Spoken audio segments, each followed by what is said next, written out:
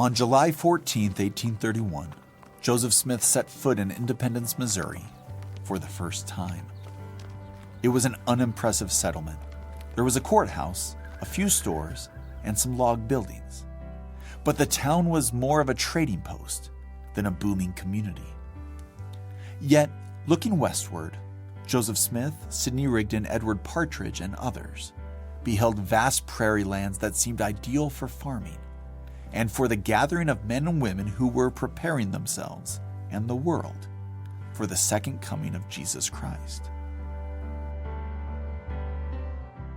6 days later, on July 20th, Joseph Smith received a revelation designating the land of Missouri for the gathering of the Latter-day Saints. The revelation called the area a land of promise and the place for the city of Zion. The revelation directed church leaders to purchase large tracts of land in the area, and it appointed a location for the temple that they were to build there. This revelation was paramount to the saints' vision for the future, but it also had repercussions for the immediate work of building and directing the church. Relocating and settling thousands of people in Missouri would require considerable resources, strong leadership, and clarifying revelation. Complicating matters was the fact that many church members, including Joseph Smith, would not immediately move to Zion. Instead, they would remain for a time in Kirtland.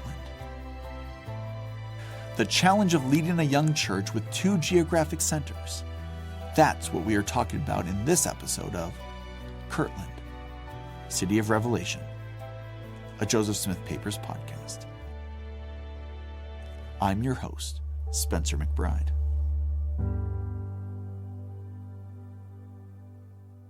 Episode 3, A Stake of Zion.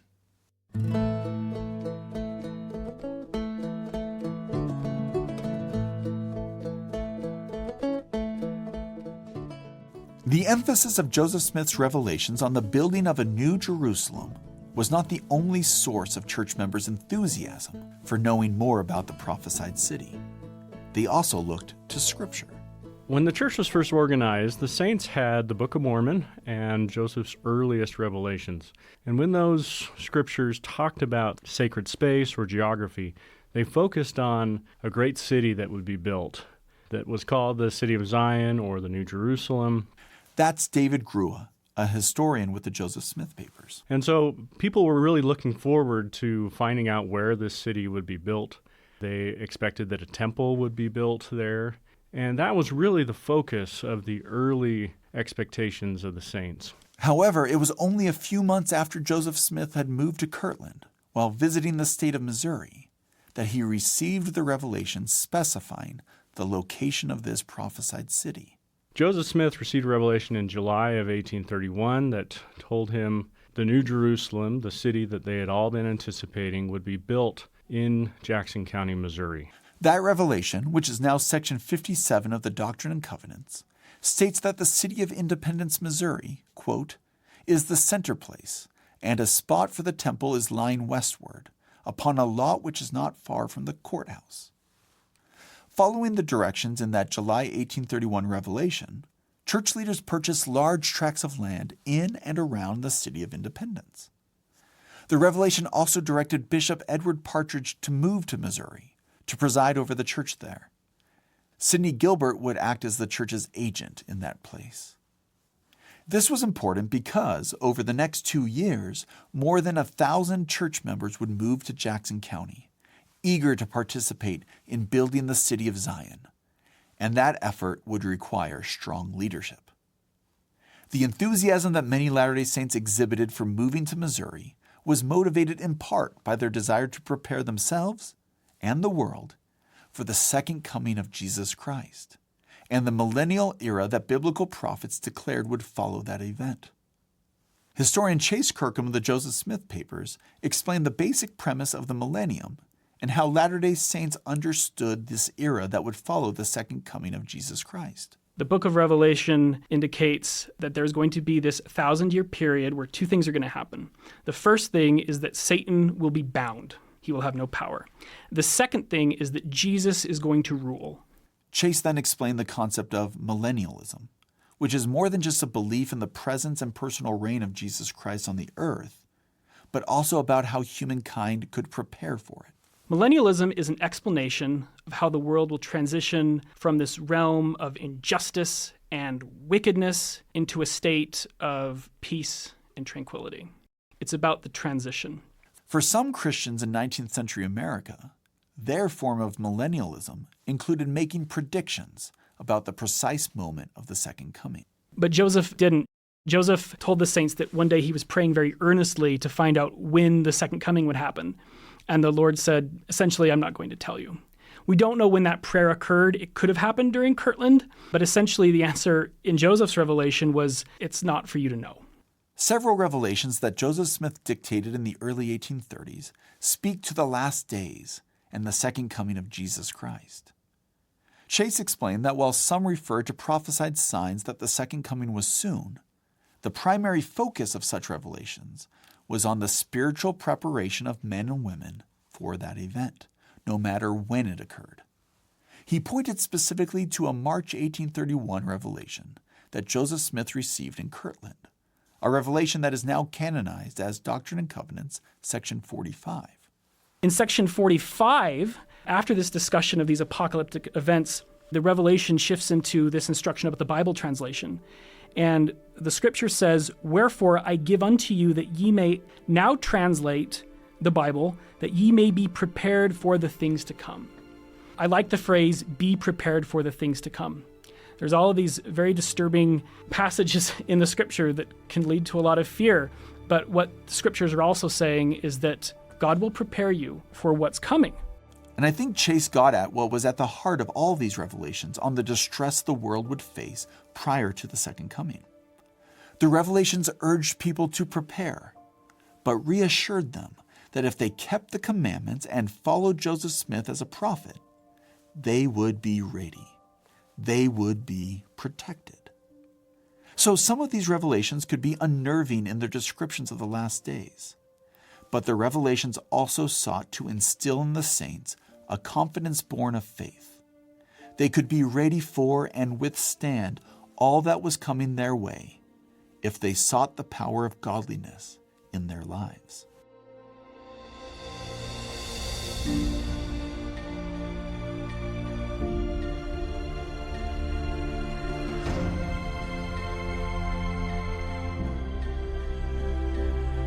Joseph Smith returned to Ohio in late August 1831, with big plans for the future of the church already taking shape.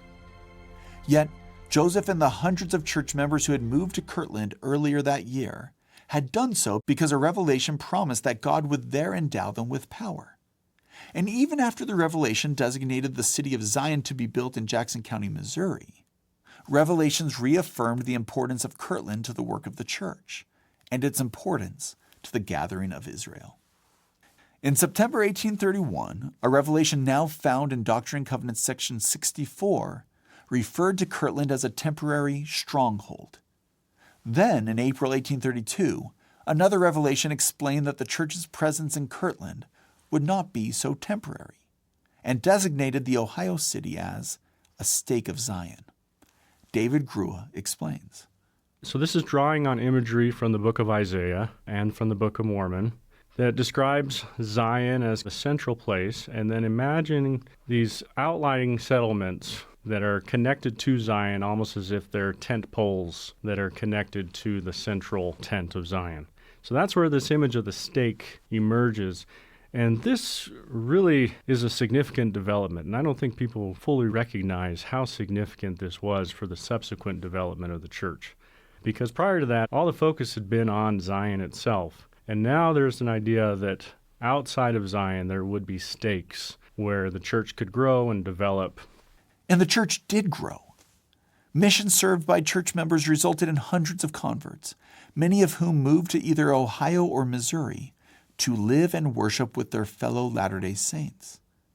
But Just as the rapid growth of the church in Kirtland without established local leadership led to problems, the presence of two large communities of church members, separated by nearly 1,000 miles, represented a new challenge for church leaders. So initially, the church was fairly small, a few dozen people, then a few hundred people. So the church organization was not elaborate when the church was organized in 1830. When the church was organized, the Lord designated Joseph the first elder of the church and Oliver Cowdery the second elder. By the end of 1830, however, the church had expanded to the point where the Lord called Edward Partridge to serve as the first bishop, and it was partly his job to manage the church's resources.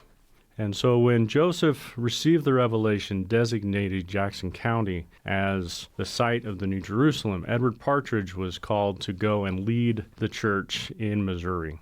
Joseph Smith extended that call to Edward Partridge in February 1831. A short time later, Newell K. Whitney was called as the bishop in Kirtland. So you had a structure where you had Joseph and then two bishops who were presiding over each of the center places. And then you had elders and so forth beneath that. But as of yet, there was no stake organization, no 70s or apostles, not even a first presidency at that point in time.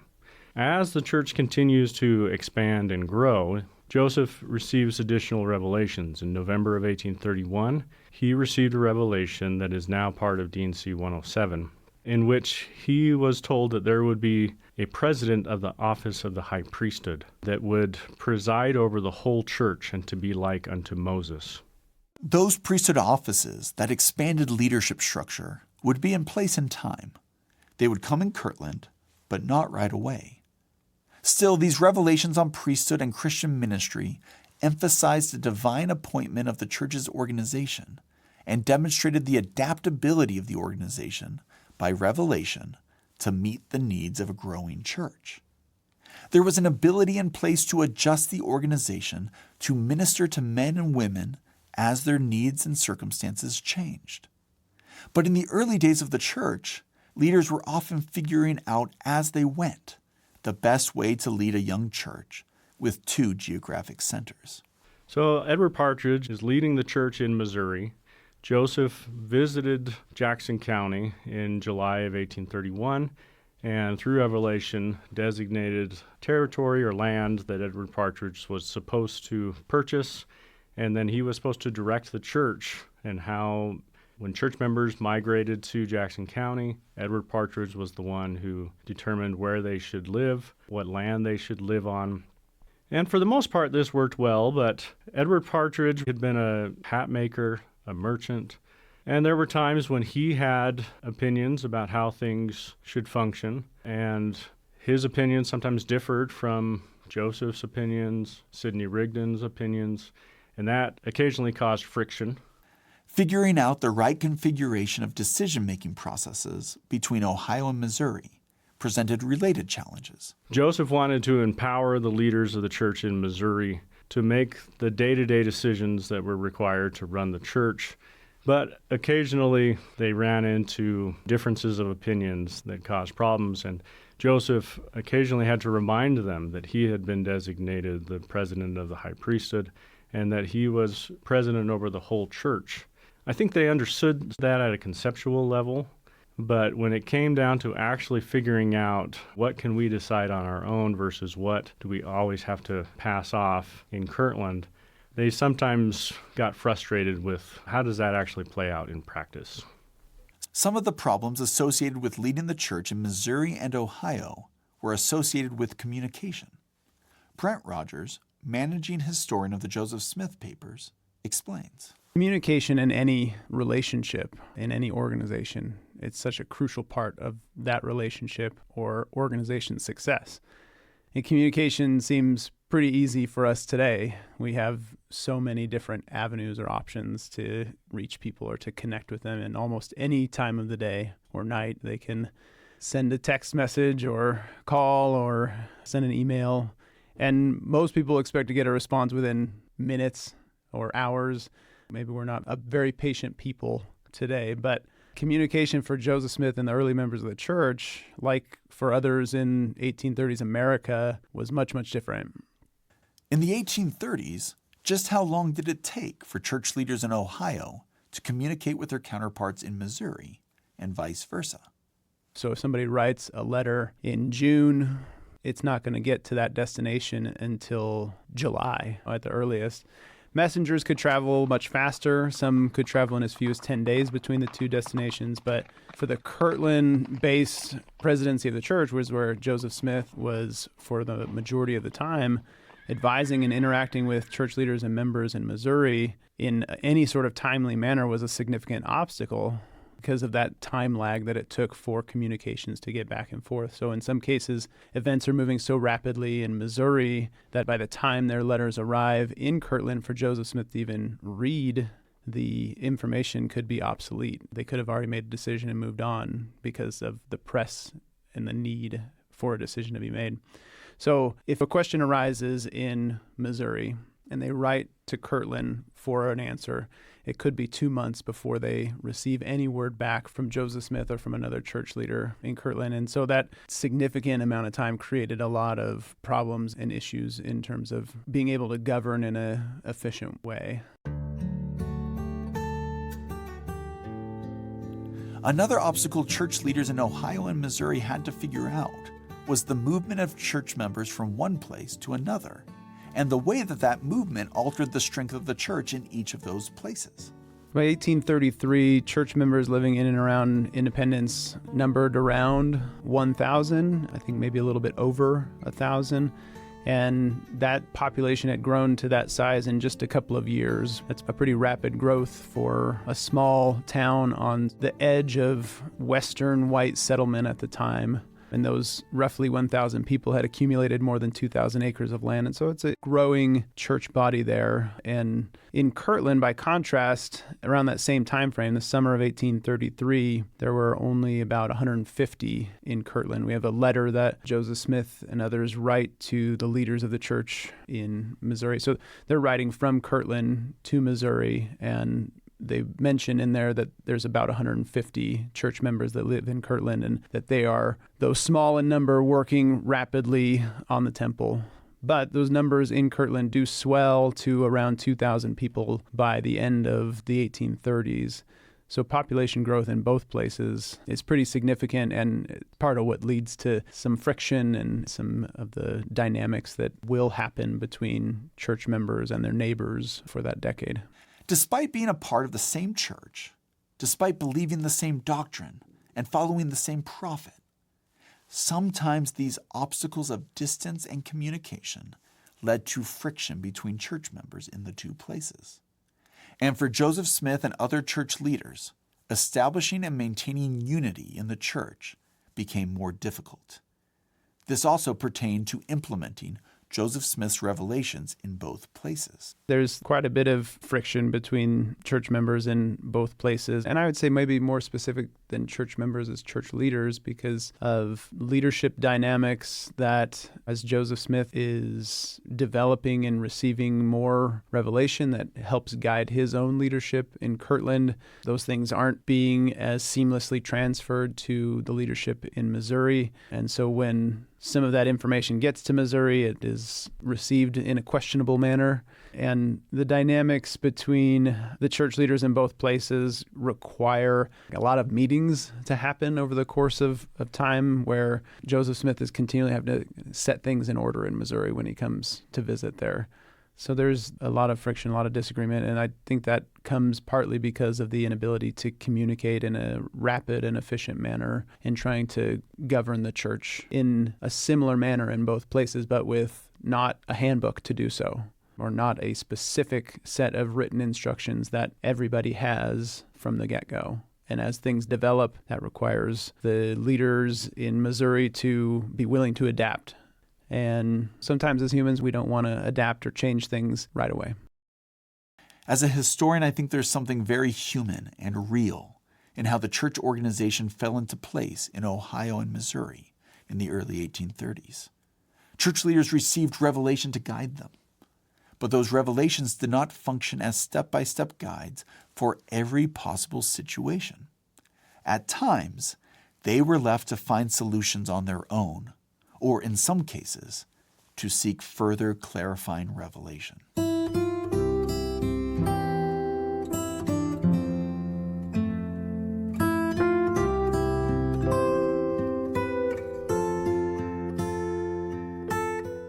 For Joseph Smith and the Latter-day Saints, Kirtland continued to be a city of revelation, a place where they heard the word of God through a prophet. Sometimes those revelations made subtle corrections to doctrine and practices. Other times, those revelations represented sizable shifts in the way men and women understood the workings of God and divine plans for humankind. One of those particularly monumental revelations came in February 1832 in the form of a vision. By that time, Joseph and Emma Smith had moved with their adopted twin children to Hiram, Ohio, a town about 30 miles southeast of Kirtland. There they resided with John and Elsa Johnson. Sidney Rigdon and his family lived in a small log home across the street from the Johnson home. Joseph Smith and Sidney Rigdon were hard at work on their translation of the Bible, and in February 1832, were working in the Gospel according to John. Joseph Smith's history later recalled that as they worked on this inspired translation, they realized, quote, that many important points touching on the salvation of man had been taken from the Bible or lost before it was compiled. Then, on February 16th, they came to John chapter 5, verse 29. In that verse, Jesus declares that the dead shall come forth, they that have done good unto the resurrection of life, and they that have done evil unto the resurrection of damnation. As they pondered this verse together, Joseph and Sidney reported seeing a vision of what awaited men and women after death. In their written record of the vision, they stated, quote, "And while we meditated upon these things, the Lord touched the eyes of our understandings, and they were opened. And the glory of the Lord shone round about, and we beheld the glory of the Son on the right hand of the Father, and received of his fullness." In that record, Joseph and Sidney testified of Jesus, stating, "And now after the many testimonies which have been given of him, this is the testimony last of all, which we give of him, that he lives." Today, this record of the vision is published as Section 76 of the Doctrine and Covenants. It contains descriptions of what Joseph and Sidney saw, interspersed with the words of Jesus Christ. According to this record, as part of the vision, Joseph and Sidney beheld 3 levels of heavenly glory: the celestial, terrestrial, and telestial, with different requirements for entering into each. To Joseph and Sidney, this vision helped them understand those important points on life after death that they observed were missing from the New Testament. When they published the record of this vision, which became known simply as the vision, many church members rejoiced with Sidney and Joseph for the clarification and promises it made. Recent convert Wilford Woodruff wrote, quote, "The vision makes plain to our understanding our present condition, where we came from, why we are here, and where we are going." However, while Joseph Smith and Sidney Rigdon would testify to the veracity of their visionary experience and demonstrate that it was supported by passages in the New Testament, some church members struggled to accept this view of the afterlife. For some, it was too far of a departure from what they believed in their religious lives prior to joining the church. For many of the church's harshest critics, they viewed the vision as a threat to their Protestant Christian beliefs. They were already frustrated by the teachings of Joseph Smith. They did not believe that he really received revelations from heaven, and they were dismayed by friends, family members, and associates who did believe and joined the church. As Sidney Rigdon later recalled, many of these critics decided that the vision was the last straw and required a violent response. They were determined to stop the revelations of Joseph Smith.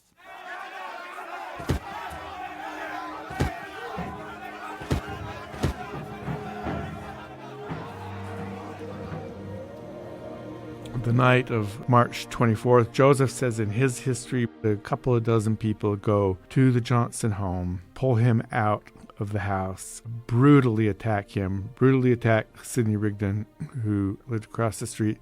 That's Mark Staker, a curator with the Historic Sites Division of the Church of Jesus Christ of Latter-day Saints.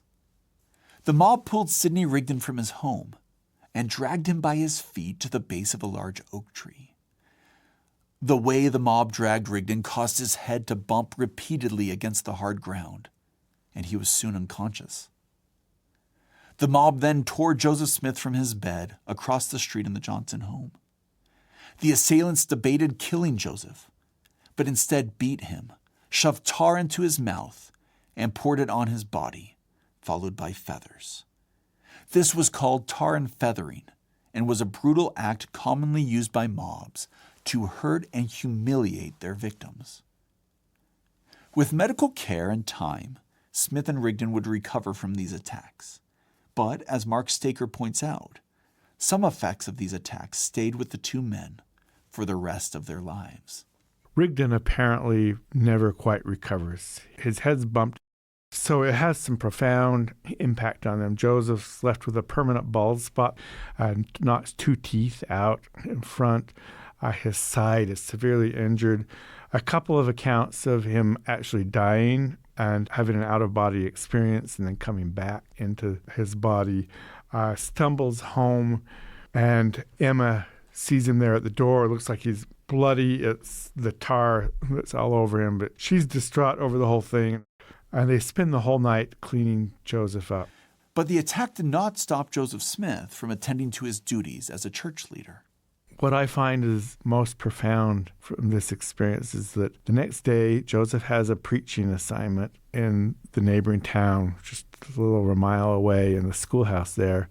He shows up to it and preaches his sermon, teaches the gospel of Jesus Christ, and continues to go on, even though he knows that people in that congregation tried to kill him the night before. Perhaps most tragically, both of the Smiths twins were sick with measles at the time of the attack. Shortly thereafter, the baby boy, who was named Joseph, died. Joseph Smith believed that the death occurred due to the already sick baby boy's exposure to the cold night air during the mob's attack. Despite his show of resilience and commitment to preaching the gospel in the wake of violent opposition, Joseph Smith understood that staying in Hiram, Ohio, represented a grave risk to his life and to the safety of his family. The tar and feather and the attack on Joseph in Hiram had an immediate response. Joseph was already scheduled to go to Missouri to oversee some of the publication efforts that were going on there. And he decided it wasn't safe for Emma to stay there. So he told her to go up to Kirtland and stay with the Whitneys. And then he went off to Missouri to fulfill his responsibilities there. Unknown to him, when Emma gets to Kirtland, Sarah Smith, an aunt of Ann Whitney, kicks her out of the house, where she knocks on the door, says, "You can't come in," doesn't tell Ann that Emma had even shown up at the door. So Emma goes to Reynolds Cahoon. He's one of the bishop's counselors, Bishop Whitney, and Reynolds Cahoon brings her into his home, takes care of her while Joseph's still gone. But they never go back to Hiram. When Joseph returned to Ohio from Missouri, he and Emma moved back to the city of Kirtland itself and began building a home there.